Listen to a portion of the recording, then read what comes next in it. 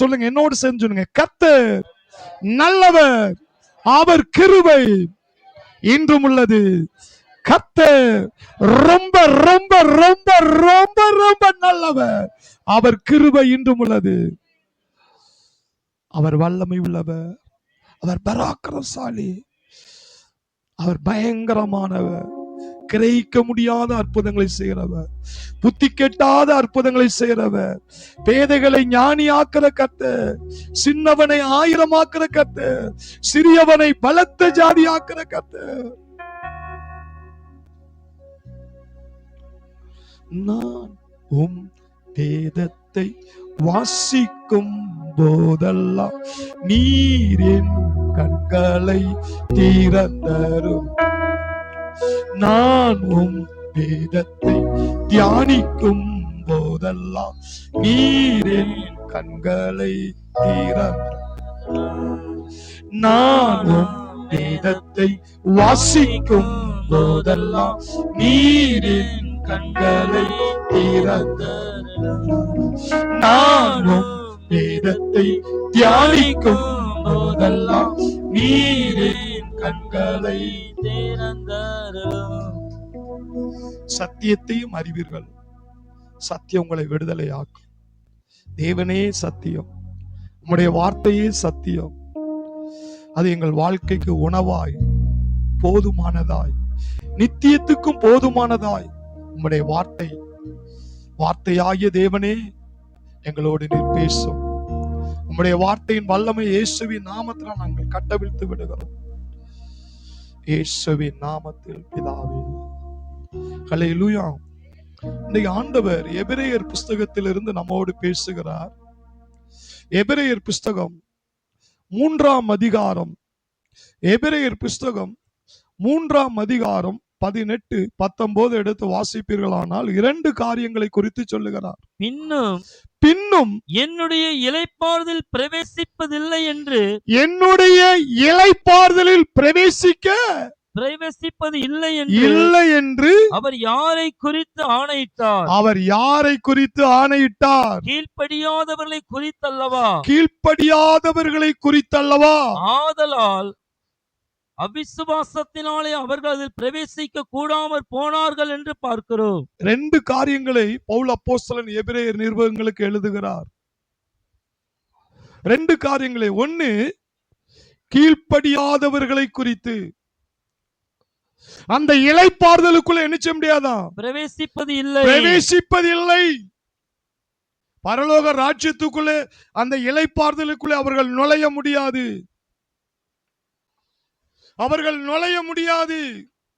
ஒன்னு கீழ்ப்படியாதவர்கள் லிஸ்ட சொல்றாரு.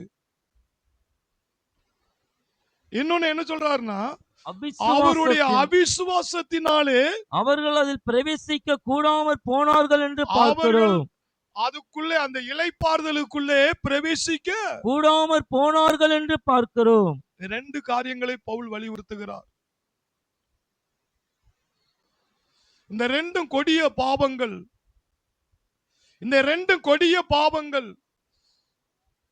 நாம் இந்த உலகத்தில் பிறந்தோம், வளர்ந்தோம், படித்தோம், ஒரு காலத்தில் ரட்சிக்கப்பட்டோம், அபிஷேகத்தை பெற்றோம், கர்த்தருடைய பணிக்குள்ள இறங்கி விட்டோம். ஆனால் எப்படியும் நமக்கு ஒரு முடிவு வேணும். நாம் போய் கரை செய்ய வேண்டிய இடம் என்னது? நித்திய அந்த பரலோக ராஜ்யம். அதுதான் இளைப்பாறுதல்.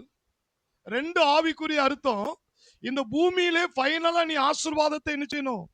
சுகந்தரிக்கணும். இளைப்பாற கானான் தேசம், எகிப்து, வனாந்தரம், கானான்.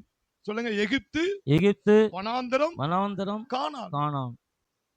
இஸ்ரவேல் ஜனங்களுக்கு தேவன் கானான் தேசத்தை என்ன வாக்குத்தத்தமாய் ஆயத்தம் பண்ணினார்.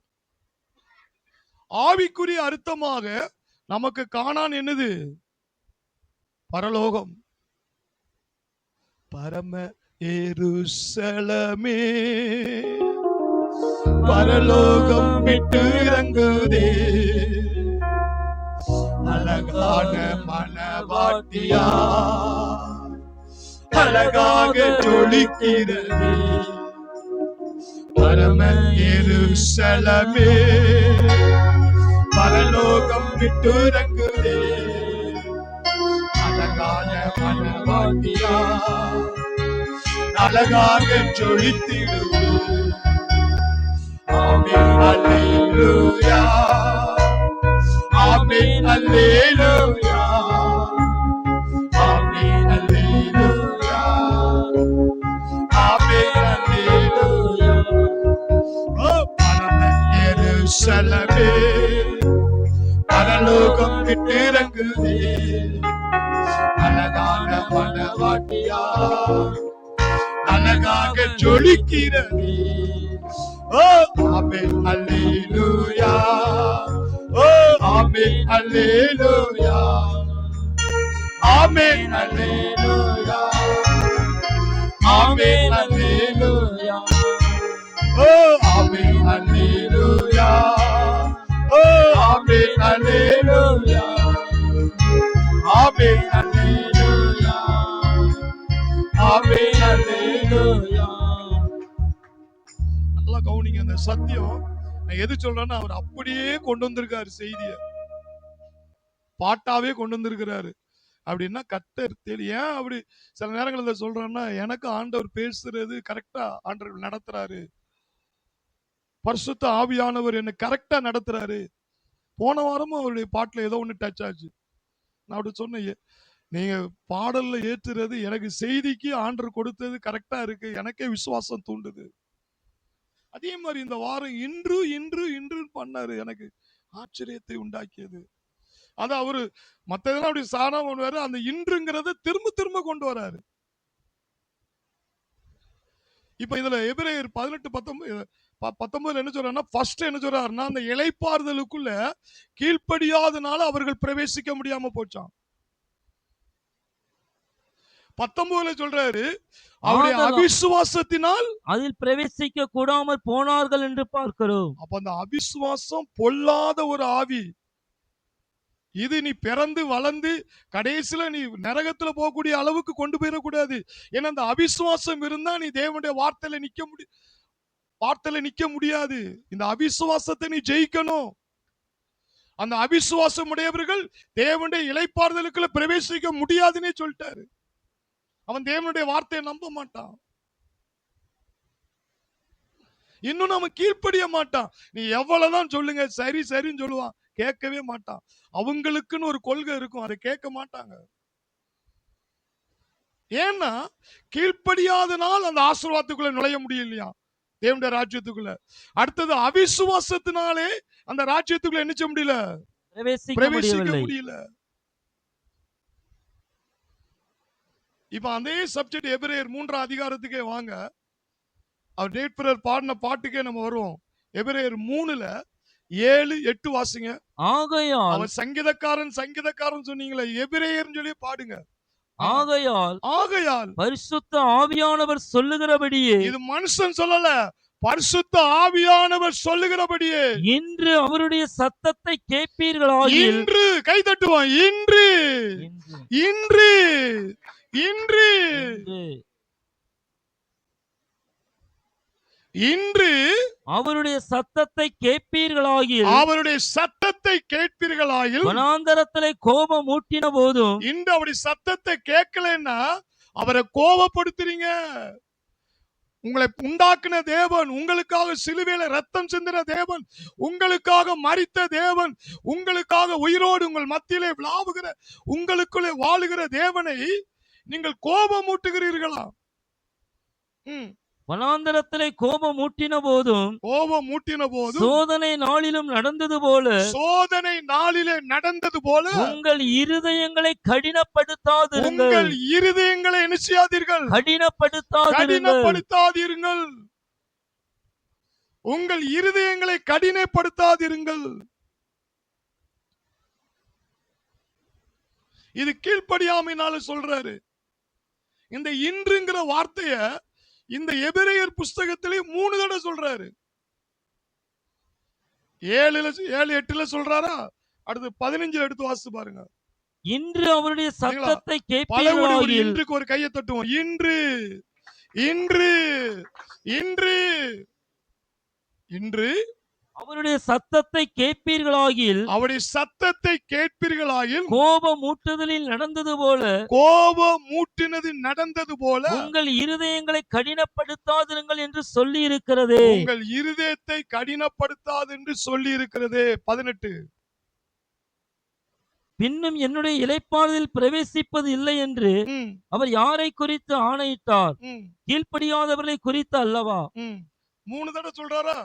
அதுல 4வது அதிகாரம் 7வது வசனம். 4, 7. வாசிங்க. இன்று அவருடைய சத்தத்தை கேட்பீர்களாகில் இன்று அவருடைய சத்தத்தை கேட்பீர்களாயிலும் உங்கள் இருதயங்களை கடினப்படுத்தாதிருங்கள் என்று ம். வெகு காலத்திற்கு பின்பு அப்ப இந்த இன்று இன்று இன்று பவுல் ஏன் இந்த வார்த்தையை அதிகமா வலியுறுத்துறாரு அப்படின்னா, தேவன் உன்னோடு ஒரு காரியத்தை பேசுனா அதுக்கு மறுப்பே என்ன செய்யக்கூடாது, தெரிவிக்க கூடாது. இதை செய்யி, இந்த ஊழியத்தை செய்யி, இந்த இடத்துக்கு போ, இந்த காரியத்தை செய்யி அப்படின்னு ஆண்டவர் பேசினா இன்றே நீ கீழ்ப்படிஞ்சிரு. இன்றே நீ கீழ்ப்படி. கீழ்ப்படியலைன்னா அவரை என்ன செய்யறோமா, கோபம் ஊட்டுறோமா. அவர் என்ன செய்யறோம், கோபம் ஊட்டுகிறோம். தேவன் என்ன எதிர்பார்க்கிறார் தெரியுமா? தன்னுடைய பிள்ளைகள் நான் சொல்றதை கேட்டு நடக்கணும். ஏன் ஏதோம் தோட்டத்துல அந்த கனியை, ஜீவவருஷம் கனியை ஏன் வச்சாரு? சில சொல்லுவாங்கல்ல, கனியை வைக்க போய் தானையா அவன் வந்து கீழ்ப்படியாம ஆதாம் பாவத்துல விழுந்தான். ஆண்டவர் அந்த கனியை வைக்காம இருந்திருந்தா அந்த பிசாசு நம்மளை விழ வச்சிருப்பானா? இவ்வளவு பாவம், இவ்வளவு வியாதி, இவ்வளவு தரித்திரம், இவ்வளவு நிந்த இந்த பூமியில வாழ்ந்து எவ்வளவு சோதனைய. ஒருத்தர் சொல்றாங்க, இப்போ அடிக்கிற நெருப்புக்கு பூமியில வாழ முடியாது போல. இந்த சோதனை எல்லாம் எதுக்கு? இந்த சாபம்லாம் எதுக்கு? அப்ப ஏன் சொல்றேன்னா, ஏன் இந்த கனியை வச்சார் தெரியுமா? தேவனுடைய திட்டம் என்னதுன்னா, மனிதன் தேவனுடைய சொல்ல கேட்டே என்ன செய்யணும், வாழணும். தேவனுடைய சொல்ல கேட்டே வாழணும். நடுவ நில்லுன்னா நடுவ நிக்கணும். ரைட்ல நின்னா ரைட்ல நிக்கணும். லெப்ட்ல நிக்கணும், லெப்ட்ல நிக்கணும். உன்னை என்ன சொல்றாரோ அது அப்பா அப்படிதான் விரும்புறாரு. நீ ரட்சிக்கப்படனா ரட்சிக்கப்படணும். நீ அபிஷேகம் பெறனா நீ அபிஷேகம் பெற்றுதான் ஆகணும். நீ ஞானஸ்தானம் எடுக்கணும், எடுத்துதான் ஆகணும். உனக்கு இந்த ஊழியம்னா நீ ஊழியம் செஞ்சுதான் ஆகணும். அல்லேலூயா. நான் நினைச்சேன்ல, காத்துட்டுனாலும் கவர்மெண்ட் வேலையா பார்க்கணும் அப்படின்னு ஆசைப்பட்டவன் தான்.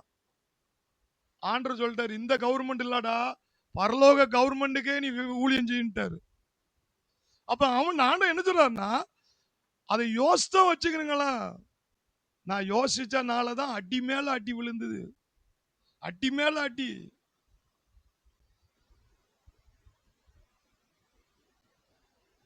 அவர் அழைக்கும் போதே போயிட்டான்னா, தூண்டிய போடும் போதே மீன் வந்துட்டுனா கரகரன்னு இழுத்துருவாங்க. அது வரலன்னு என்னச்சுவாங்க, போட்டு என்னச்சுவாங்க, அடிச்சு பிஞ்சு அது நொந்து வர்றதோட ஆண்டவர் அழைக்கிறாரு. அதுதான் இன்று அப்படின்னா, நீ தாமதிக்காத. நீ என்ன செய்யாத, தாமதிக்காத. ஆண்டவர் ஒரு காரியத்துல 3 மணிக்கு எந்திரிச்சு இப்ப நீ ஜெபம் பண்ணு அப்படின்னு உன்னை எழுப்பி விடுறாருன்னா, நான் நாளைக்கு ஜெபம் பண்றேன், நான் அடுத்த வாரம் ஜெபம் பண்றேன், அப்படி நிறைய பேர் நீ கீழ்ப்படியில் ஆண்டவர் எழுப்புறாரு. ஆண்டவர் எழுப்புறாரு. திரும்ப பார்வையை மூடிட்டு படுத்துடுறோம். ஏன்னா நம்ம எதற்காக அழைக்கப்பட்டிருக்கோம், நம்முடைய அழைப்பு என்ன? நம்ம குடும்பத்துக்காக மட்டும் நம்மளை அழைக்கல. நம்ம இன்னைக்கு தூங்குனா எத்தனை பேர் இன்னைக்கு பிசாசு இன்னைக்கு கொல்லுவான், எத்தனை பேர் விபத்துல தள்ளுவான், எத்தனை பேர் பாவத்துல விழுவான். அப்படின்னு உங்களுக்கு, நீங்க யாருடைய பிள்ளை, உங்களுடைய அழைப்பு என்னன்னு தெரிஞ்சிருந்தா உங்களால தூங்க முடியுமா? இன்று நான் தட்டுறேன்ல, டபக்குன்னு எந்திரிச்சு ஜெபம் பண்ணு.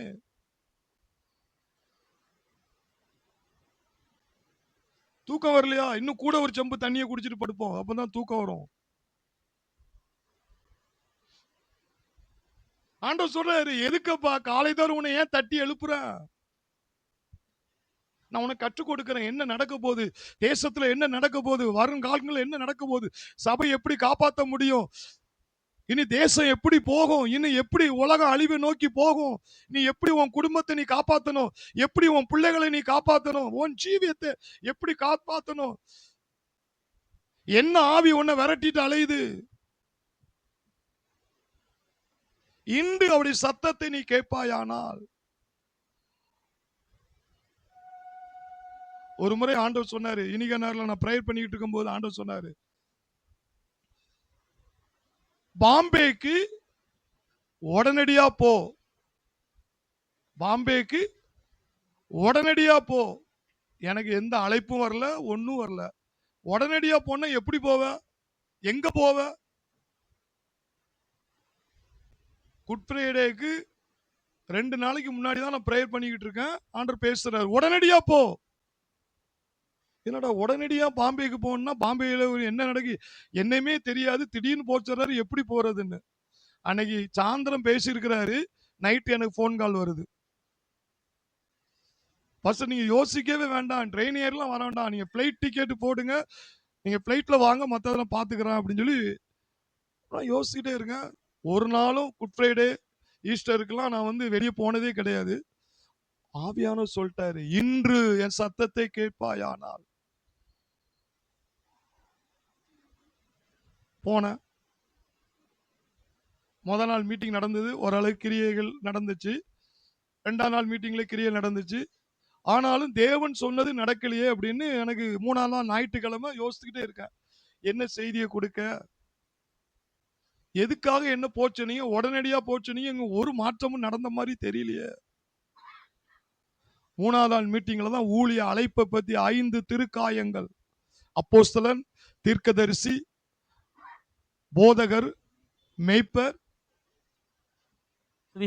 சுவிசேஷகர், இதை குறித்து 5 காயங்களை குறித்து 5 வகை ஊழியங்களை குறித்து பேச சொன்னார். கடைசி நாள் மீட்டிங்ல அதை தான் பேசுறேன். பேசி முடிச்சு அந்த சபை 2ஆகி, பாஸ்டர் உடன் ஊழியர்களுக்கு பெரிய பிரச்சனை ஆகி, அது சபையை 3 அளவுக்கு இருந்தது. ஒரு உடன் ஊழியர்கள், முழு நேர ஊழியர்கள் எப்படி இருக்கணும், உடன் ஊழியர்கள் எப்படி இருக்கணும், அழைப்புள்ளவன் மேல கையை வச்சா என்ன நடக்கும் அப்படிங்கிற சப்ஜெக்ட் எடுத்து பேசும்போது, லாஸ்ட்ல அந்த செய்திகளை கொடுத்து ஜெபம் பண்ணும் போது எல்லாம் ஒப்பாரி வச்சு அழுகுது. மீட்டிங் முடிஞ்சு நான் ஸ்டேஜை விட்டு கீழே இறங்குறதுக்குள்ள பாஸ்டரை உடன் ஊழியரை கெட்டு பிடிச்சி மன்னிப்பு கேட்காங்க, மாஸ்டர் உடன் ஊழியர்கிட்ட மன்னிப்பு கேட்காங்க, தேங்கி தேங்கி அழுகுறாங்க. அப்பந்தான் யோசித்தேன், இன்னைக்கு அந்த சபை பாம்பேல இயங்கி கொண்டு இருக்கிறது. ஒரு கல்யாண மண்டபத்தில் வச்சு அந்த ஆராதனை நடந்து கொண்டு இருக்கிறது. உடனடியா போனாரு. 2 நாள் ஒண்ணு நடக்காத மாதிரி தெரிஞ்சிச்சு. 3ஆம் நாள் அவர் என்ன சொன்னாரோ அது அங்க நடந்துச்சு. கை தட்டுவோமா? ஹல்லேலூயா, ஹல்லேலூயா. இன்னைக்கு சில நேரங்கள்ல அவர் சொல்லும் போது எனக்கு எந்த அழைப்பும் வரல, நான் திடீர்னு பாம்பேக்கு போகணுங்கிற வாய்ப்பு இல்லை, எப்படி போவேன்னு எனக்கு தெரியாது. வீட்டுக்கு போறேன், போன் வருது. நான் ஏன் சொல்றேன்னா, சில நேரங்கள்ல ஆண்டவர் ஒன்று பேசுறாரு பார்த்தீங்களா, அது உன்னாலே நம்ப முடியாத மாதிரி இருக்கும். அது இன்றைக்கே நீ கீழ்ப்படிஞ்சிரு. இன்று என் சத்தத்தை கேட்பாயானால். நீ கேட்காமல் போனால் நீ வனாந்தரத்தில் என்னை கோபம் மூட்டினது போல என்ன செய்ற, நீ கோபம் மூட்டுகிறாய். இன்னைக்கு ஒவ்வொரு மனிதனை குறித்து ஒரு காரியம், இன்னைக்கே ஒன்னு அந்நிய பாஷையில பேச வச்சு இன்னைக்கு ஒரு 100 பேரை காப்பாற்ற வச்சிருப்பாரு. இன்னைக்கு எவனோ ஒருத்தன் குடும்ப பிரச்சனையில தற்கொலை பண்ண போன்னு நினைப்பான். நீ இன்னைக்கு சும்மா அந்நிய பாஷையில 5 நிமிஷம் பேசுவ, அவனை காப்பாத்திடுவ. அவன் ஒரு பெரிய பேதுருவா கூட இருக்கலாம், அவன் பெரிய பவுலா கூட இருக்கலாம், அவனை கொண்டு 1000 ஊழியர்களை எழுப்புறவனா இருக்கலாம். ஓ மூலியமா தேவன் தம்முடைய திட்டத்தை நிறைவேற்ற இருப்பாரு. நீ இன்னைக்கு நீ சோர்ந்து போய் உன்னுடைய குடும்ப பிரச்சனைக்கு நீ மடங்கி இருப்பாயானால் தேவனை நீ கோபப்படுத்துகிறாய். நீ தேவனை நீ கோபப்படுத்துகிறாய். இன்று அவருடைய சத்தத்தை கேட்கும்படி ஆண்டவரோடு நீ உறவாடுகிறாயா, அல்லது ஆண்டவர் பேசும் வரை அவருடைய சமூகத்தில் நீ காத்திருக்கிறியா? இன்னைக்கு நான் என்ன செய்யணும் என்று ஆண்டவருடைய சமூகத்தில் ஆவியிலே நிரம்பி அந்நிய பாஷை பேசி அவருடைய குரலுக்காக நீ காத்திருக்கிறியா?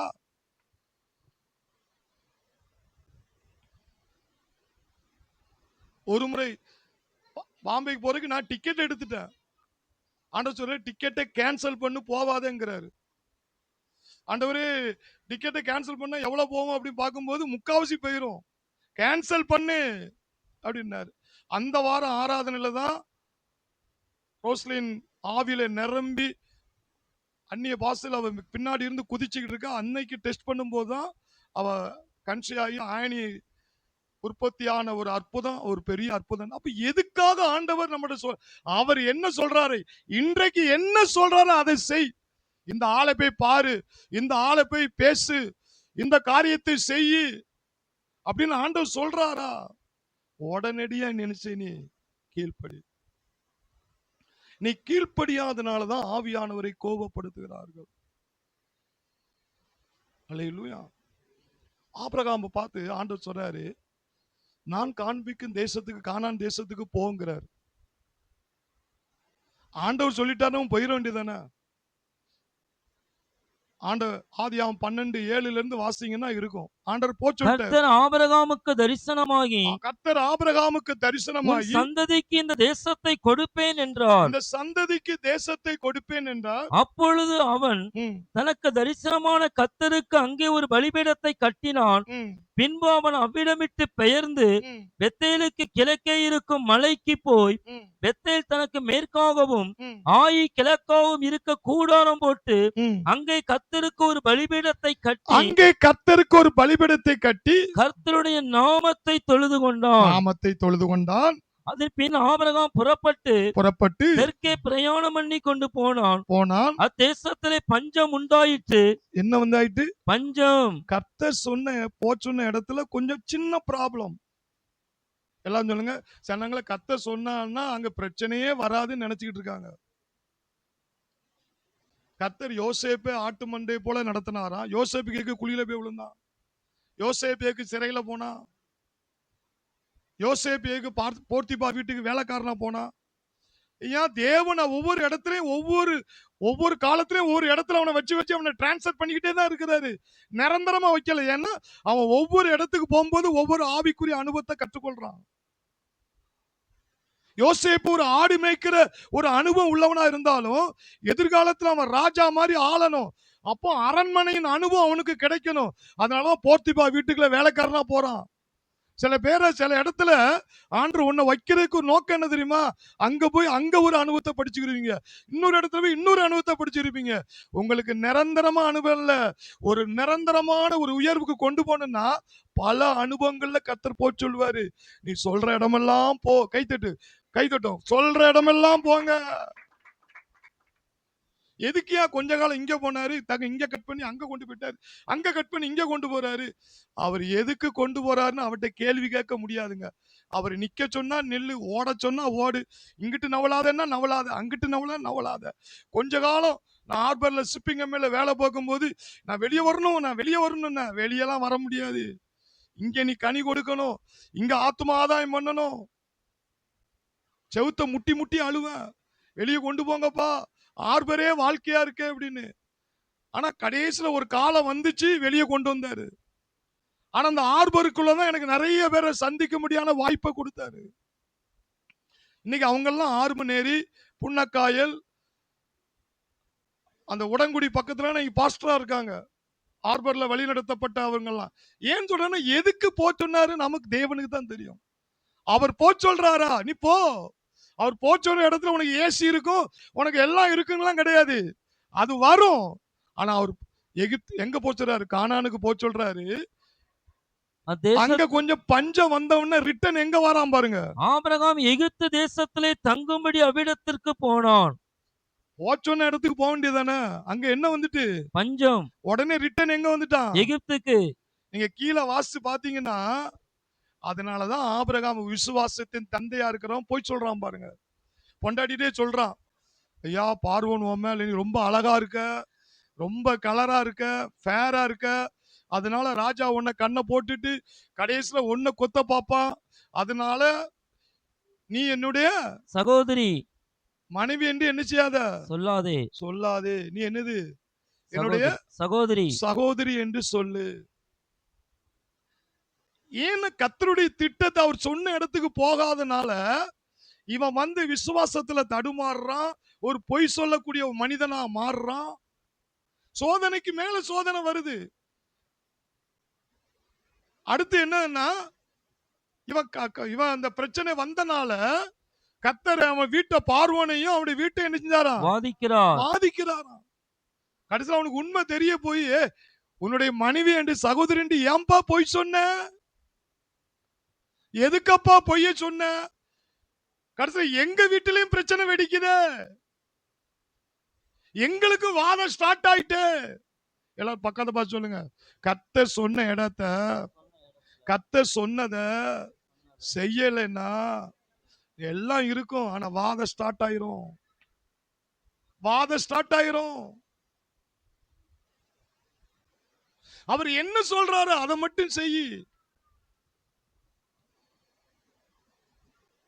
ஹல்லேலூயா.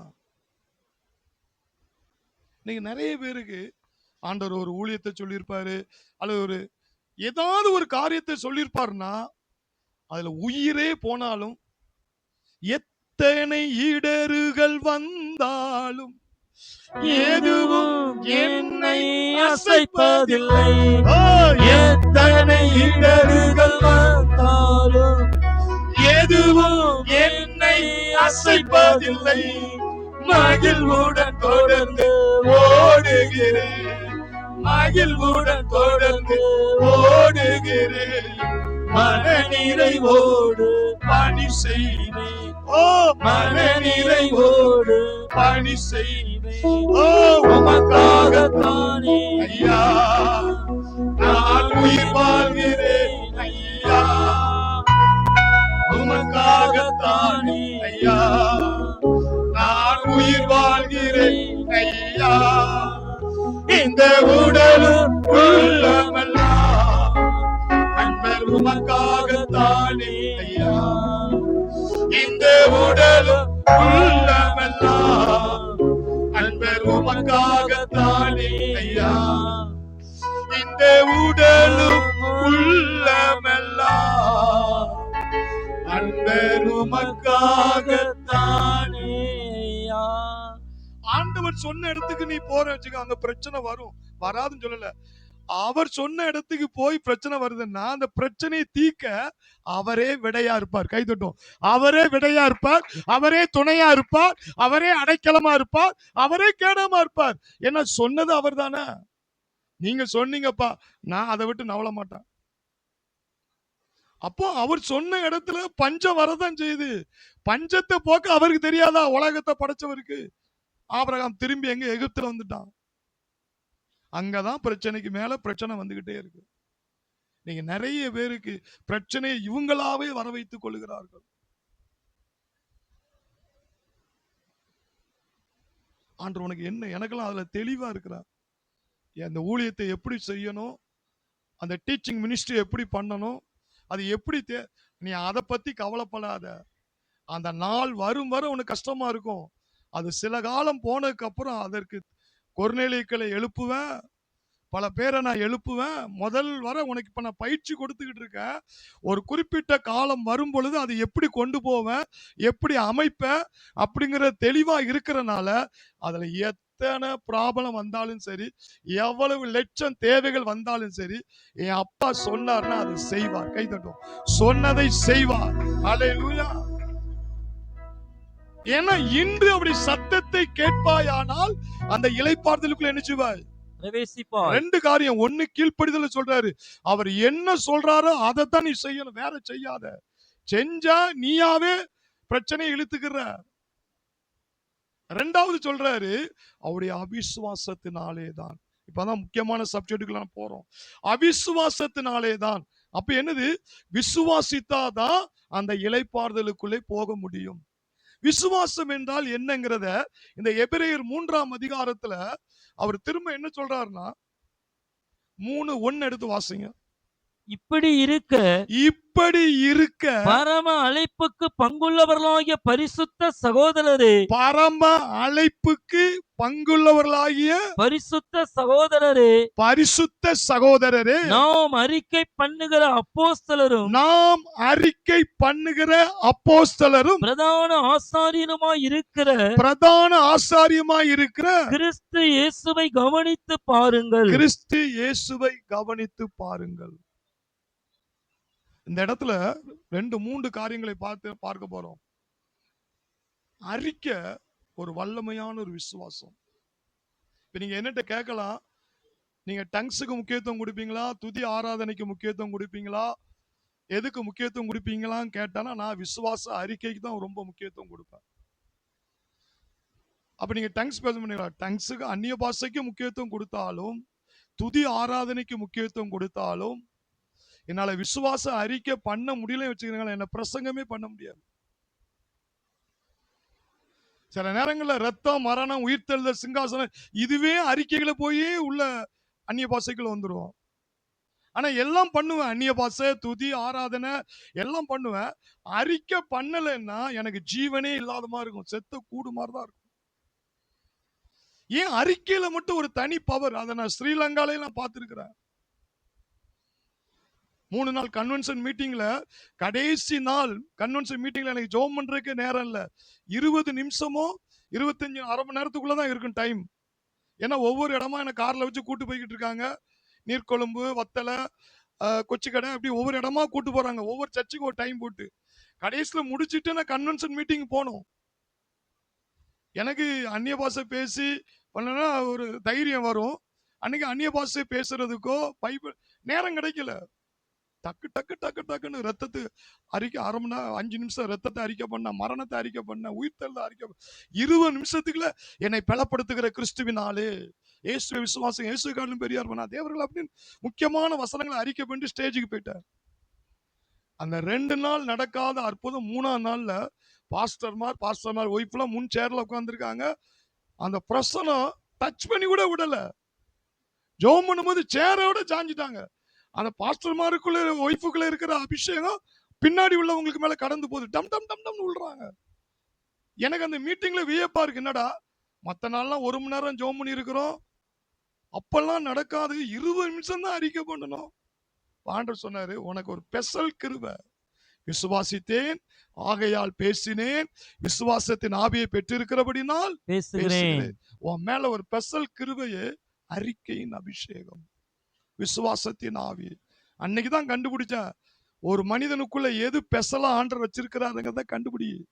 நல்ல மெய்ப்பர் ஆவியானவரே என்னை தாழ்ச்சியின்றி நடத்திடுவாரே, நல்ல மெய்ப்பர் ஆவியானவரே என்னை தாழ்ச்சியின்றி நடத்திடுவாரே, தலை எண்ணெயினால் அபிஷேகிப்பாரே, என் பாத்திரங்கள் நிரம்பச் செய்வாரே, தலை எண்ணெயினால் அபிஷேகிப்பாரே, என் பாத்திரங்கள் நிரம்பச் செய்வாரே, நல்ல மெய்ப்பர் ஆவியானவரே என்னை தாழ்ச்சியின்றி நடத்திடுவாரே, நல்ல கிருபை தொடரச் செய்வாரே, என்னை கர்த்தருக்குள் நிலைக்கச் செய்வாரே, நன்மை கிருபை தொடரச் செய்வாரே, என்னை கர்த்தருக்குள் நிலைக்கச் செய்வாரே, நல்ல மெய்ப்பர் ஆவியானவரே என்னை தாழ்ச்சியின்றி நடத்திடுவாரே,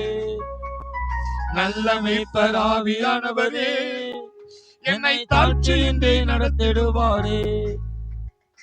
இங்க சொல்றார், முத வார்த்தையை பவுல் என்ன சொல்றாருன்னா, அறிக்கைக்கு முன்னாடி இப்படி இருக்க பரம அழைப்புக்கு பங்குள்ளவர்களாகிய பரிசுத்த சகோதரரே. பரம அழைப்புன்னு என்ன தெரியுமா? நீ போக வேண்டிய கடைசி இலக்கு என்ன தெரியுமா? பரலோகம்.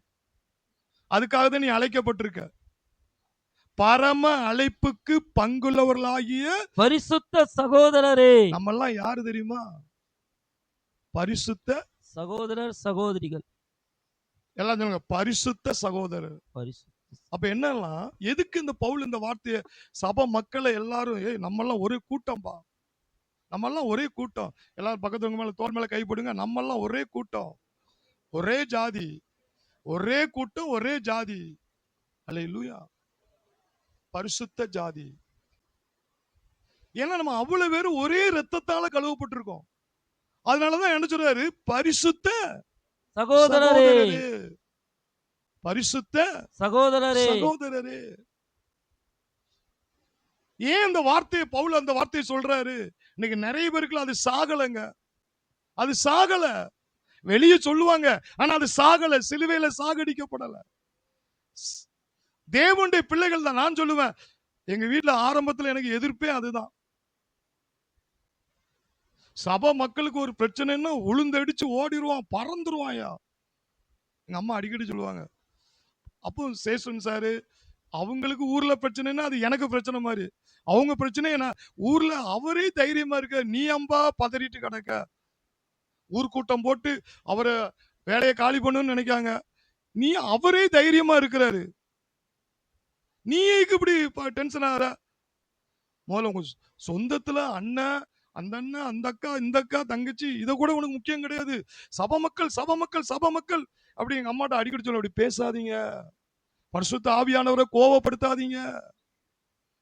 பரிசுத்த ஆவியானவரை என்ன செய்யாதீங்க. சபை மக்கள்னா என்ன தெரியுமா? அவங்கதான் எல்லாரும் ஒரே ரத்தத்தால கழுவப்பட்ட பரிசுத்த சகோதரர்கள். அவங்கதான் ஒரே கூட்டமா. அப்போ உனக்கு முதல் சொந்தக்காரங்க யாரு தெரியுமா? சபைதான். கை தட்டுவோம். சபைதான். ஹல்லேலூயா. நீங்க ஒரு ஃபங்க்ஷன் வீட்டுக்குள்ள போனீங்கன்னா சபைதான் புறக்கணிக்கப்படும். ஆனா சபை ஆண்டவர் சொல்றாரு, பரம அழைப்புக்கு பங்கருளாகிய பரிசுத்த சகோதரரே சகோதரரே. அவங்கதான் ஒரே ரத்தத்தால கழுவப்பட்டாங்களாம். ஒரு சிலர் அதுல கரெக்டா இருக்காங்க. ஒரு வீட்டுல ஒரு சின்ன பிரச்சனை, ஒரு சின்ன படிப்பு காரியமோ, சின்ன ஒரு வேலை காரியமோ, அல்லது ஒரு சின்ன ஒரு பிள்ளை ஒரு தப்பு பண்ணிட்டோ, உடனே பாஸ்டர்ட்ட கூப்பிடுவாங்க, அல்லது பாஸ்டர் வீட்டுக்கு நேரம் இழுத்துட்டு வந்துடுறாங்க. ஏன் அப்படி செய்யறாங்கன்னு பார்த்தா, நம்ம எல்லாம் என்னது, ஒரே சொந்தம். சொல்லுங்க, ஒரே பரிசுத்த சகோதரரே, ஒரே குடும்பம்ட்டார். ஹல்லேலூயா. அதுதான் கிறிஸ்துவ வாழ்க்கை.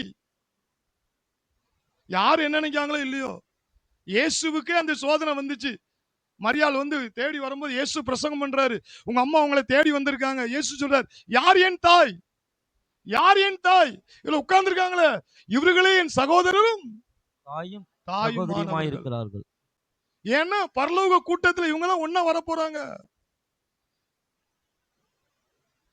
இன்னைக்கு நிறைய பேரு தேவனுடைய பிள்ளைகள்கிட்ட இருக்கிற தொடர்பை விட உலகத்தாரோடு அதிக தொடர்பு இருக்கிறனாலதான் அவங்க ஆவிக்குரிய ஜீவத்தை அவங்களால வளர முடியல. ஏதோ ஒரு சக்தி அவர்களை தடுக்குது, முன்னேற விட முடியுது. இது சத்துருடைய தந்திரம், இது சத்துருடைய சூழ்ச்சி. நீங்க அவங்கள ஒரு சகோதரா, ஏன்னா அவங்களே இயேசுவின் ரத்தம் தான் கழுவி இருக்கு, என்னையும் இயேசுவின் ரத்தம் தான் நினைச்சிருக்கு கழுவி இருக்கு. அப்ப நம்ம எல்லாம் எழுது ஒரே குடும்பம். நம்ம ஒருவருக்கு ஒருவர் ஷேர் பண்ணணும், பகிர்ந்து கொள்ளணும், ஒருவருடைய சுமையை ஒருவர் தாங்கணும்.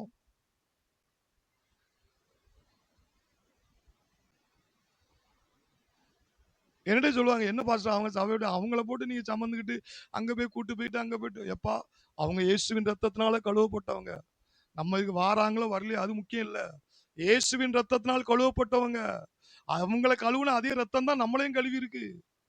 நம்ம எல்லாம் பரலோகத்துல இங்க வேணா துண்டு துண்டா இருக்கலாம், பரலோகத்துல எல்லாம் ஒரே கூட்டம் தானே. கை தட்டுவோம், ஒரே கூட்டம் தானே. ஹல்லேலூயா. பரம அழைப்புக்கு பங்குலாகிய பரிசுத்த சகோதரரே, நம்ம எல்லாம் ஒரே ரத்தத்தினால் கழுவப்பட்ட சகோதரர்கள். அந்த ஐக்கியம் நம்மள்ட்ட இருக்கா? அந்த அன்பு நம்மள்ட்ட இருக்கா? வெளியே தான் praise the lord, praise the lord, praise the லார்ட்னு சொன்னாலே பயமா இருக்கு. வெளியே பிரைஸ் தி லார்ட்னு சொன்னாங்கன்னா உள்ள என்ன நினைக்க போறாங்களான்னு. ஏன்னா அந்த அளவுக்கு மோசமாயிட்டு, ஒரு உண்மையான உள்ளான அன்புல அன்பு இல்ல.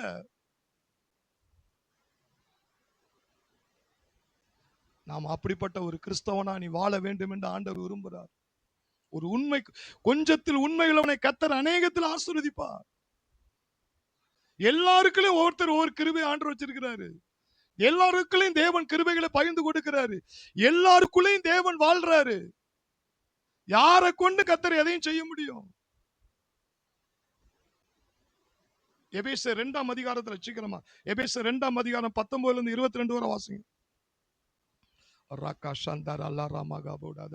ஆகையால் நீங்கள் இனி அந்நியரும் பரதேசிகளுமாய் இராமல் நீங்கள் அந்நியரும் பரதேசியுமாய் இராமல் பரிசுத்தவான்களோட ஒரே நகரத்தாரும் நம்மெல்லாம் பரிசுத்தவான் இரத்தத்தினால் கழுவப்பட்ட பரிசுத்தவான்கள் ஒரே நகரத்தாரும் தேவனுடைய வீட்டாருமாய் இருந்து அப்போஸ்தலர் தீர்க்கதரிசிகள் என்பவருடைய அஸ்திவாரத்திலே கட்டப்பட்டவர்களுமாய் இருக்கிறீர்கள். அதற்கு இயேசு கிறிஸ்து தாமே மூளைக்கல்லாய் இருக்கிறார். அவர்தான் மூளைக்கல்லு. அவர் மேல் மாளிகை முழுவதும். நம்ம விசுவாசிகள் பரிசுத்தவான்கள் மாளிகையா, ஒரு செங்கல் மேல ஒரு செங்கலை வச்சு, ஒரு செங்கல் மேல செங்கலை வச்சு பில்டிங் கட்டுறோம்ல. ஒரு விசுவாசி இன்னொரு விசுவாசி ஏறும்போது பில்டிங்கா மாறுது, அடுத்த விசுவாசி வரும்போது ரூம்பா மாறுது, அடுத்த விசுவாசி வரும்போது அடுத்த மேடையா மாறுது. இப்படியே என்ன செய்யுது? மாளிகை முழுவதும் இசைவாய் இணைக்கப்பட்டு கர்த்தருக்குள் பரிசுத்த ஆலயமாக எழும்புகிறது. அவர் மேல் நீங்களும் ஆவியினாலே தேவனுடைய வாசஸ்தலமாக கூட்டி கட்டப்பட்டு வருகிறீர்கள். அப்ப நம்ம எல்லாம் ஒரே என்னது குடும்பம். சொல்லுங்க, ஒரே குடும்பம். நம்ம பிரச்சனை அவங்களுக்கு தெரியக்கூடாதுப்பா, அவங்க பிரச்சனை யார்ட்டையும் யாரும் சொல்லக்கூடாதுப்பா, யார்ட்டையும் எதுவும் சொல்லக்கூடாதுப்பா. எப்பா ஒரு 2 பேர் சேர்ந்து ஜெபம் பண்ணா அது விடுதலை ஆயிரும். அல்லேலூயா. ஒருவன் 1000 பேர் 2 பேர் சேர்ந்தா 16 பிசாசை துரத்திடுவான். அல்லேலூயா. ஏன்னா அவங்க குடும்பங்கிறது நினைக்கிறது இல்ல. எனக்கு ஜனங்கள் இந்த பிரச்சனைகள் வரும். நான் விசுவாசிகள் நிக்சன்லாம் சொல்லுவாரு, பாஸ்டர் வரலன்னா நான் போவே மாட்டேன்பா. ஃபிளைட் டிக்கெட் எடுத்து ட்ரெயின்ல அவரை கொண்டு ரயில்வே ஸ்டேஷன்ல ஏத்துற ஒரு தடவை அப்படிதான் நான் இல்லாம போனனால அதனால பிரச்சனை வந்தானா நான் போவே மாட்டேன் அப்படின்னாரு. அதுக்காகதான் நான் மதுரை வரனாலும் கோயில்பட்டி வரனாலும் ஏன்னா ஒரு பக்கம் அபிஷேகத்தை கனம் பண்ணாலும் ஒரு பக்கம் என்ன தெரியுமா, பரிசுத்த பரம அழைப்புக்கு பங்களூராகி பரிசுத்த சகோதரனே, ஒரே குடும்பமா போகும் பொழுது அங்க ஆவியானவருடைய பிரசன்னம், ஆவியானவருடைய மகிமை, அந்த குடும்பமே, அந்த தேவனுடைய ராஜ்யமே கூட வரும். என் ஊழியக்காரன் எங்க இருக்கிறானோ நான் இருக்கிறேன். அல்லேலூயா. நானே யோசிப்பேன், நானும் அந்த ரிஸ்க் எடுப்பேன், அவரும் அதுக்கு முக்கியத்துவம் கொடுப்பாரு. இல்லைன்னா போறதுக்கே யோசிப்பாரு. ஏன்னா அபிஷேகம் ஒரு பக்கம் இருந்தாலும் ஒரே குடும்பம். சபை என்பது என்னது? ஒரே குடும்பம். எல்லாரும் பக்கத்தவங்களை தட்டி சொல்லுங்க, சபை என்பது ஒரே குடும்பம். பரிசுத்த சகோதரரே, ஒரே ரத்தத்தினால கழுவப்பட்டவர்கள். ஐக்கியமாயிருங்க, மனம் விட்டு பேசுங்க, உள்ள ஒண்ணு வெளியே ஒண்ணு வைக்காதீங்க, கசப்பை தூக்கி வெளியே போடுங்க. எல்லாரும் இங்க மத்த ஃப்ரெண்ட்ஷிப் வேண்டான்னு சொல்லல. மத்த ஃப்ரெண்ட்ஷிப் எல்லாம் நீ 60, 70, 80ல கட் ஆயிரும். அந்த பரிசுத்த கூட்டம் இருக்கு பாத்தீங்களா, மேல போனாலும் இந்த கூட்டம் தான் இருக்க போகுது. கை தட்டும். மேல போனாலும் பரிசுத்தவான்கள் தான். அது தெசலோனிக்கேயர்ல சொல்றாரு பாருங்க, ஆண்டவருடைய வருகையில 1 தெசலோனிக்கேயர் 4 16 17. ஏனெனில் கர்த்தர் தாமே ஆரவாரத்தோடும் பிரதான தூதனுடைய சத்தத்தோடும் தேவ எக்காலத்தோடும் வானத்திலிருந்து இறங்கி வருவார். அப்பொழுது கிறிஸ்துவுக்குள் மரித்தவர்கள் முதலாவது எழுந்திருப்பார்கள். யாரெல்லாம் ரட்சிக்கப்பட்டு அபிஷேகம் பெற்று அந்த இரத்தத்தால கழுவப்பட்ட குழிக்குள்ள அடக்கம் பண்ணீங்களோ அவங்க தான் ஃபர்ஸ்ட் எந்திப்பாங்களாம். அடுத்து என்னன்னா, நம்ம உயிரோடு இருந்தா பின்பு உயிரோடு இருக்கும் நாமும் கர்த்தருக்கு எதிர்கொண்டு போக மேகங்கள் மேல் அவர்களோடு கூட ஆகாயத்தில் எடுத்துக் கொள்ளப்பட்டு. அந்த காட்சியை கொஞ்சம் கற்பனை பண்ணி பாருங்க. ஆகாயத்துல அந்தோனியாரு, தோமையாரு, சவேரியாரு, உங்க தாத்தா பாட்டி, உங்க அப்பா யார், அம்மா யாரெல்லாம் இறந்தாங்களோ ரட்சிக்கப்பட்ட அவங்க எல்லாம் அப்படியே முதல்ல ஃபர்ஸ்ட் குளிக்கல இருந்து வருவாங்களா, ரெண்டாவது நீங்க பூமியில இருந்து அப்படி ஒண்ணு போவீங்களா, அப்படி எல்லாரும் ஒண்ணு மேல ஒன்று கூடி ஆகாயத்துல நின்னுகிட்டு இருக்கிற அந்த கண்கொள்ளா காட்சிய அப்ப நம்ம பாக்குறத எப்பா அதை நினைச்சு பார்த்தாலே, கை தட்டுமா, நினைச்சு பார்த்தாலே அந்த ஆசீர்வாதம். ஹல்லேலூயா, ஹல்லேலூயா. அங்க ஒரே ரத்தத்தால கழுவப்பட்ட கூட்டம் தான் இருக்க போகுது. அந்த கூட்டம் கடைசியில என்ன செய்ய போதா? வாசிங்க. ஆகாயத்தில் எடுத்துக்கொள்ளப்பட்டு எடுத்துக்கொள்ளப்பட்டு இவ்விதமாய் எப்பொழுதும் எப்பொழுதும் கர்த்தருடனே கூட இருப்போம். கர்த்தருடைய பாருங்க 24 ஹவர்ஸும் இயேசு நடுவுல சிங்காசனம் போட்டு உட்கார்ந்திருப்பாரு. நம்ம எல்லாம் அவரை சுத்தி சுத்தி சுத்தி சுத்தி சுத்தி சுத்தி யாரு? பரிசுத்தவான்கள். கை தட்டுவோம். ஹalleluya, ஹalleluya. அதனால பவுல் அங்க சொல்றாரு, பரம அழைப்புக்கு பங்குள்ளவர்களாகிய பரிசுத்த சகோதரரே, அப்பப்ப வர்ற உலக நட்புகள்லாம் எட்டி பார்க்கும். அந்த காரியம் முடிஞ்சோன்னா நவுண்டு போயிரும். ஆனா இயேசுவின் ரத்தத்தினால் கழுவப்பட்ட பரிசுத்தவான்கள் இருக்காங்களே, அவங்க தான் இங்கேயும் கூட உன் கூட, மேலையும் உன் கூட, ஐயா தேவனுடைய ராஜ்யத்திலையும் உன் கூட இருக்கிற அந்த அழைப்புல, அந்த ஐக்கியத்துல நீ கவனமாயிரு. கை தட்டுவோம். கவனமாயிரு. கடைசியா ஒரு அறிக்கையை பற்றி சொல்றேன். அது சொல்லி நான் முடிக்க விரும்புறேன். அந்த அறிக்கை இதான் முக்கியமான சப்ஜெக்ட். பரம அழைப்புக்கு பங்களவராகிய பரிசுத்த சகோதரரே, நாம் அறிக்கை பண்ணுகிற அப்போஸ்தலரும் நாம் அறிக்கை பண்ணுகிற அப்போஸ்தலரும் பிரதான ஆசாரியருமாய் இருக்கிற கிறிஸ்து இயேசுவை கவனித்து பாருங்கள். தமிழ் மொழிபெயர்ப்பு பைபிள்ல என்ன இருக்குன்னா, நாம் அறிக்கை பண்ணுகிற அப்போஸ்தலர். இயேசு அப்போஸ்தலரா இருக்கிறாரா, ஆசாரியரா இருக்கிறாரா, அவரை நாம என்ன செய்யலாமா? அறிக்கை பண்ணுகிறோம் இருக்கு. ஆனா ஆங்கில மொழிபெயர்ப்புல எப்படி இருக்குன்னா, நாம் அறிக்கை பண்ணும் பொழுது, நல்லா கவனிங்க, நாம் அறிக்கை பண்ணும் பொழுது அவர் அப்போஸ்தலராகவும் ஆசாரியராகவும் அவர் வெளிப்படுறார். நீங்க பூமியில என்னை பலப்படுத்துகிற கிறிஸ்துவினாலே, என்னை பலப்படுத்துகிற கிறிஸ்துவினாலே எல்லாவற்றையும் செய்ய எனக்கு பலன் உண்டு. ஓ, கிறிஸ்துவுக்குள் உன்னதங்களின் சகலவித ஆசீர்வாதம், கிறிஸ்துவுக்குள் என் குறைகள் எல்லாம் நிறைவாக்கப்பட்டது. கர்த்தர் என் மேய்ப்பராய் இருக்கிறார். நான் பணத்திலே, செல்வத்திலே, ஆவிக்குரிய ஜீவியத்திலே, இப்படி அறிக்கை பண்டிகை வச்சிருக்கீங்களா? தமிழ் மொழிபெயர்ப்புல என்னன்னா, அந்த அவர் வார்த்தையாகி இயேசு அப்போஸ்தலரா இருக்கிறாரு, ஆசாரியரா இருக்கிறாரு, நீ அவரை அறிக்கை பண்ற. அதனால அவர் அறிக்கை பண்றாரு வச்சுக்கிறீங்களா? ஆனா ஆங்கில மொழிபெயர்ப்புல எப்படி இருக்குன்னா, நீ அறிக்கை பண்ணும் பொழுது அவர் அப்போஸ்தலராய் ஆசாரியராய் அவர் வெளிப்படுகிறார். அப்படின்னா அப்போஸ்தலர்னா என்ன? அதுக்கு தனி அர்த்தம் என்னன்னா, சொல்லுங்க, அனுப்பப்படுகிறவர். சத்தமா சொல்லுங்க, அனுப்பப்படுகிறவன். ஆசாரியர் என்று சொன்னா, ஆசாரியர் என்றால் நீ இப்ப ஈரே யெகோவா ஈரே, யெகோவா ஈரே, இயேசு எனக்கு எல்லாமா இருக்கிறார், இயேசு எனக்கு எல்லாமா அறிக்கை பண்ண என்ன ஆகுன்னா, அவர் ஆசாரியர். ஒண்ணு, உன் தேவையை சந்திக்க பிதாவினால் அவர் அனுப்பப்படுறாரு, உன் தேவையை சந்திக்கிறாரு. இன்னொன்னு, ஆசாரியர் என்று சொன்னா, உனக்கும் தேவனுக்கு நடுவ வக்கீல் மாதிரி ஆசிரியர் இருந்து பரிந்து பேசுறாராம். நீ என்ன சொல்றியோ அதை அப்படியே உனக்கும் பிதாவுக்கும் நடுவே இயேசு நின்னுட்டு அவர் பிதாட்ட அறிக்கை பண்றாரு.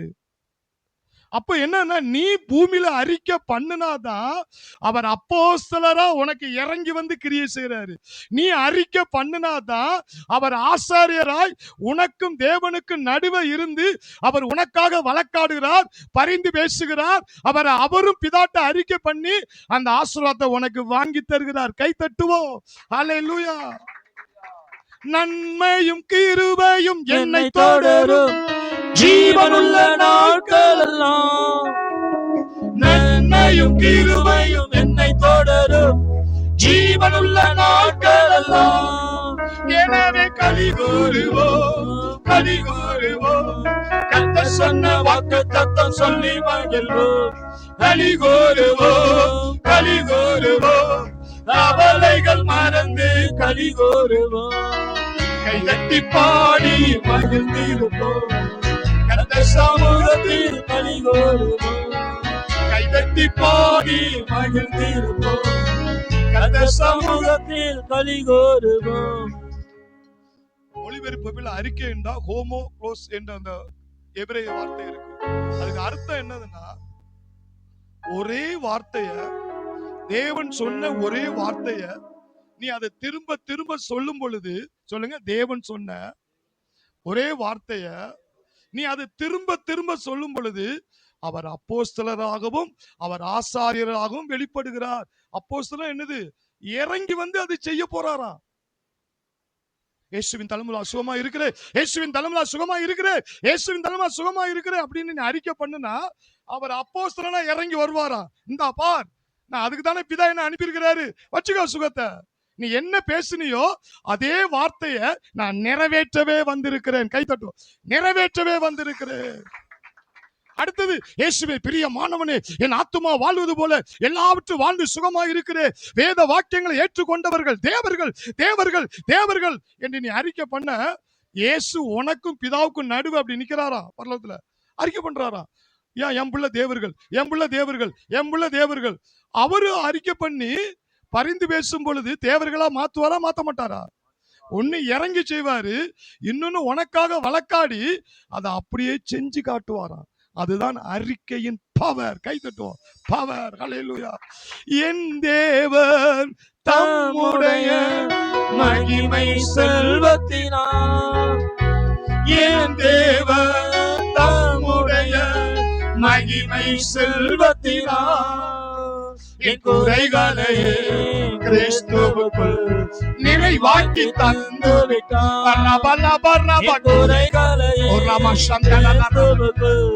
நிறைவாக்கி தந்து விட்டார். என் தேவன் அப்போஸ்தலர் இறங்கி வருவாரு, அப்போஸ்தலர் இறங்கி வருவாரு. என் தேவன் தம்முடைய மகிமை செல்வத்தினால் என் குறைகளையே கிறிஸ்துவுக்குள் நிறைவாக்கி தந்து விட்டார். என் குறைகளையே கிறிஸ்துவுக்குள் நிறைவாக்கி தந்து விட்டார். அவனின் அறிக்கைக்குன்னே நேரத்தை நீ செலவிடணும்.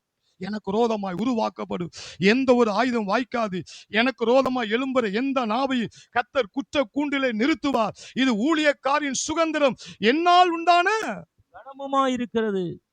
ஊழியம் செய்யறவனுக்கு ஆண்டவர். அப்ப நீ அறிக்கை பண்ணும்போது உடனே அறிக்கை பண்ணிட்டு இல்ல, ஆங்கில மொழிபெயர்ப்பில் என்ன இருக்குன்னா, நீ பண்ண அவர் அப்போஸ்தலரா இறங்கி வருவாராம்.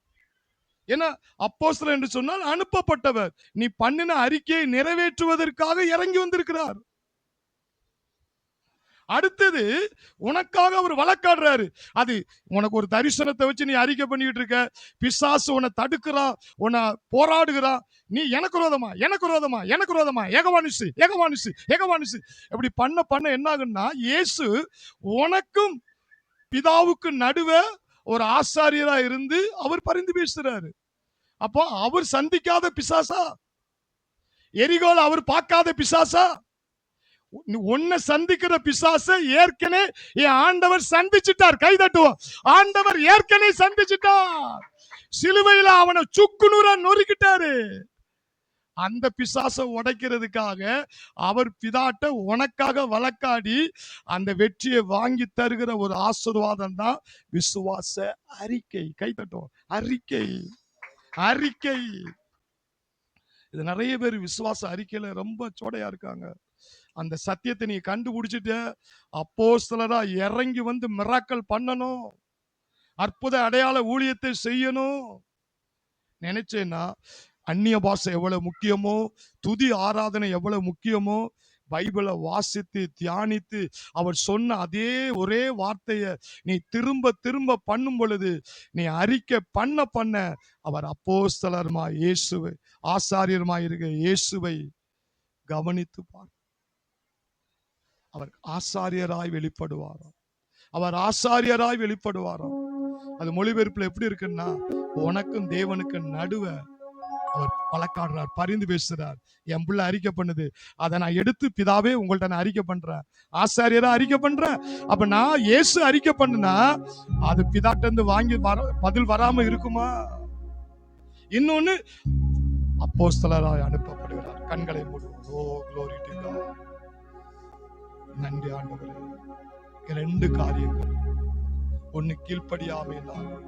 இன்று என் சத்தத்தை கேட்பீர்களா, என்னை கோபப்படுத்தாதீர்கள், என்னை கோபப்படுத்தாது. உன்னை சொப்பனத்தின் மூலியமாய் தரிசனத்தின் மூலியமாய் உன்னோடு நான் பேசுறேன், உடனடியாக கீழ்ப்படி, உடனடியாக கீழ்ப்படி,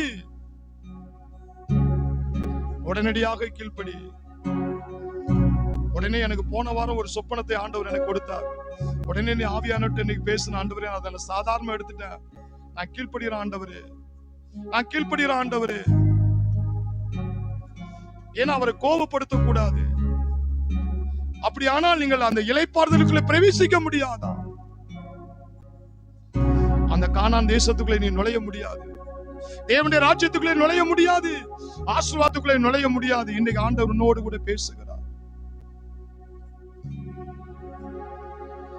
அதை 3 முறை சொல்லுகிறார். இன்று இன்று இன்று அப்படின்னா அவர் பேசுற வார்த்தைக்கு காலம் தாமதிக்காதே, உடனடியாக களத்தில் இறங்கு. அதை கீழ்ப்படி, அப்பொழுது பிரவேசிப்பாய். உன் இருதயத்தை கடினப்படுத்தாது, உன் இருதயத்தை கடினப்படுத்தாது. அடுத்து சொல்றாரு, அவிசுவாசத்தினாலே அவர்கள் அந்த இளைப்பாறுதல். அப்ப விசுவாசம் என்ன? விசுவாசத்துல நிறைய இருக்கு. அதுல ஒண்ணு அறிக்கை. நீதி உண்டாக இருதயத்தில் விசுவாசிக்கப்படும், ரட்சிப்புண்டாக வாயினால் அறிக்கையிடப்பட வேண்டும். நீ அறிக்கை எப்படி பண்ணணும்னு அது தெரியணும். பரம அழைப்புக்கு பங்களவராகிய பரிசுத்த சகோதரரே, நாம் எதற்காக அழைக்கப்பட்டு இருக்கிறோம்? கடைசி இலக்கு பரலோக ராஜ்யம். அந்த ராஜ்யத்துக்கு ஒரு கூட்டம் சேர போகிறது. அந்த கூட்டத்துக்கு போக ஒரே ரத்தத்துல நாம் கழுவப்பட்டு இருக்கிறோம். ஒரே ரத்தத்தினால் நாம் கழுவப்பட்டு இருக்கிறோம். அதுதான் பரிசுத்த கூட்டம். தேவ பிள்ளைகளோட ஐக்கியம், தேவ பிள்ளைகள் ஒருமனப்படுதல், சபை கூடுதல். இதுல நீங்கள் ஐக்கியமா இருக்கும் பொழுது ஒருவருக்கொருவர் வாரத்தை ஒருவர் சுமப்பீர்கள். அடுத்து நீங்க அறிக்கை பண்ண வேண்டுமா? நீங்கள் அறிக்கை பண்ணுகிற அப்போஸ்தலர் என்று சொல்லப்பட்டு, ஏற்கனவே அவர் அப்போஸ்தலர் ஆசாரியர் என்று அறிக்கை பண்ணுங்க அப்படின்னு தமிழ் மொழிபெயர்ப்புல. ஆங்கில மொழிபெயர்ப்புல நீங்கள் அறிக்கை பண்ணும் பொழுது அவர் அப்போஸ்தலராய், அவர் அனுப்பப்படுகிறவர், உங்களுக்கு இறங்கி அவர் கிரியை செய்வார். இறங்கி நீ அறிக்கை பண்ணி பாரு, ஒரு வார்த்தையை அதிகமா சொல்லி பாரு, உனக்குள்ள ஆவியானவர் பொங்கி எழும்புற வல்லமை நீ காண்பாய். அடுத்து உனக்காக இயேசு அந்நிய பாஷையில பிதாட்ட பரிந்து பேசி அந்த ஆசீர்வாதத்தை வாங்கி தருகிற அந்த அந்நிய பாஷை வெடிக்கிற அனுபவத்தை நீ காண்பாய். ஒரே வார்த்தை நீ திரும்ப திரும்ப சொல்லி பாரு, என்னை விசுவாசிக்கிற உள்ளத்தில் ஜீவ தண்ணீர் உள்ள நதிகள் ஓடும். தேவனுடைய வேத வாக்கியம் சொல்லுகிறபடி அந்த வாக்கியத்தை நீ திரும்ப திரும்ப அறிக்கையிட்டு நீ வாயினால் சொல்லும் பொழுது, ஆசாரியர் அதை அப்படியே அறிக்கை பண்ணும் பொழுது உனக்குள்ள நதிகள் பாயும். எனக்குள்ள ஜீவ ஊற்று அது வற்றாது. ஓ, எனக்குள்ள ஜீவ ஊற்று அது வற்றாது ஒரு நாளும். என் பாத்திரம் நிரம்பி நிரம்பி அழிந்து ஓடுகின்றது. என் பாத்திரம் நிரம்பி வழிகிறது, வழிந்து ஓடுகிறது. சொல்லுங்க, எனக்குள்ள ஜீவமும் அறிக்கை அறிக்கை அது வற்றாது ஒரு நாள். எனக்குள்ள எனக்குள்ள எனக்குள்ள ஜீவமூற்று அது வற்றாது ஒரு நாள். என் பாத்திரம் நிரம்பி நிரம்பி ஓடுகின்ற ராமலா ஹஸ்பன். என் பாத்திரம் நிரம்பி நிரம்பி வழிந்து ஓடுகின்றது. என் பாத்திரம் நிரம்பி. ஓ, கர்த்தர் என் மேய்ப்பராய் இருக்கிறார். என் தலை எண்ணெயால் அபிஷேகித்து என் பாத்திரம் நிரம்பி நிரம்பி நிரம்பி நிரம்பி. எழுப்புதல் ஆவியான என் மேல் இருக்கிறார். அற்புதங்களை செய்யும் ஆவியான என் மேல் இருக்கிறார். விசுவாசத்தின் ஆவியான என் மேல் இருக்கிறார். போதிக்கிற ஆவியானவர் என் மேல் இருக்கிறார். ஆராதனை ஆவியானவர் என் மேல் இருக்கிறார். கர்த்தரோடு இசைந்திருக்கிறவர் அவனோடு ஒரே ஆவியாய் இருக்கிறார். இன்னாவின் தேவாவி ஒன்றாய் இசைந்திருக்கிறது. நீ அப்படி அறிக்கை பண்ண பண்ண அப்போஸ்தலரா இறங்கி வந்து அற்புதம் செய்வார். தேவனே, இந்த சத்தியம் ஒவ்வொரு உள்ளத்துல ஆழமாய் பதியட்டும் ஆண்டவரே. இந்த வார்த்தை திடுற பொல்லாத ஆவிகளை இயேசுவின் நாமத்தினால் நான் கடிந்து அப்புறப்படுத்துகிறேன். இதுவரை ஆவியானவர் சொப்பன மூலியமாய் தரிசனம் மூலியமாய் ஏதாவது பேசியிருப்பாரானால், எழுப்பியிருப்பாரானால், ஜெபிக்க வைத்திருப்பாரானால் உடனடியாக கீழ்ப்படிய இன்றே இன்றே இன்றே தாமதிக்காமல் உடனே கீழ்ப்படியும்படியாய். அதுல பிரச்சனையே இருந்தாலும் சரி, அந்த அவர் சொன்னார் அந்த பிரச்சனையை மாற்றிப்பட அவர் வல்லவரா இருக்கிறார். அடுத்தபடியாக அவிசுவாசம் அது நுழையாதபடி இருக்கணும். நான் விசுவாசத்துல வளரணும். விசுவாசத்துல நிறைய ஸ்டெப்ஸ்கள் இருக்கு. அதுல முக்கியமானது அறிக்கை. அந்த அறிக்கைக்கு முன்பாக உங்களுக்கு தெரிந்திருக்க வேண்டும், அவர் இறங்கி வந்து கிரியை செய்வார். உனக்காக அவர் வழக்காடுகிறார். நீ சந்திக்கிறதுக்கு முன்னாடி அவர் பிசாச பலமுறை சந்திச்சிருக்கிறாரு. அதை எப்படி முறியடிக்கணும்னு அவர் பிதாட்டே பேசி உனக்கு ஆசீர்வாதத்தை வாங்கி தருவார். நீ எந்த சூழ்நிலையும் பாராது, தேவனுடைய வார்த்தையை மட்டும், அவர் சொன்ன வார்த்தையை திரும்ப திரும்ப அறிக்கையிட்டு நீ ஆசீர்வாதத்தை அணிவித்து அந்த இளைப்பாறுதலுக்குள்ளே பிரவேசிக்க வேண்டும் என்று தேவன் விரும்புகிறார். துதியும் கனமும் மகிமை வார்த்தையின் தேவனாய் இயேசுவுக்கே நான் மகிமை செய்கிறேன். இயேசுவின் நாமத்தில் பிதாவே.